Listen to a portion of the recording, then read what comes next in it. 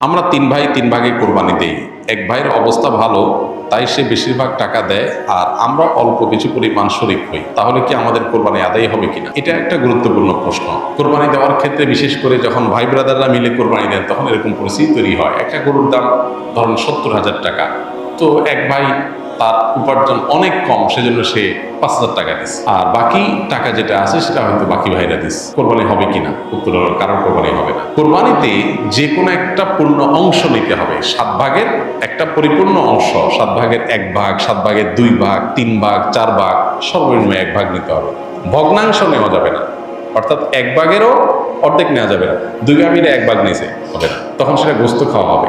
পশু জবে হয়ে গেছে সেই পদ্ধতিতে, গোস্ত খাওয়া হবে, কিন্তু কোরবানি হবে না। কোরবানি বিশুদ্ধ হইতে হলে প্রত্যেককে পূর্ণাঙ্গ একটা ভাগ নিতে হবে। হ্যাঁ, এখন এমন হতে পারে যে এক ভাইকে আল্লাহ আর্থিক সচ্ছলতা দিয়েছেন, বাকিদেরকে দেন নাই, তো কি হবে? তখন সচ্ছল যিনি, তিনি তার পক্ষ থেকে কোরবানি দিয়ে বাকি সবার পক্ষ থেকে দিবেন, যে ঠিক আছে তোমার পক্ষ থেকে একটা শেয়ার, তুমি টাকা দিলা না, আমি তোমারটা দিয়ে দিলাম, এটা হতে পারে।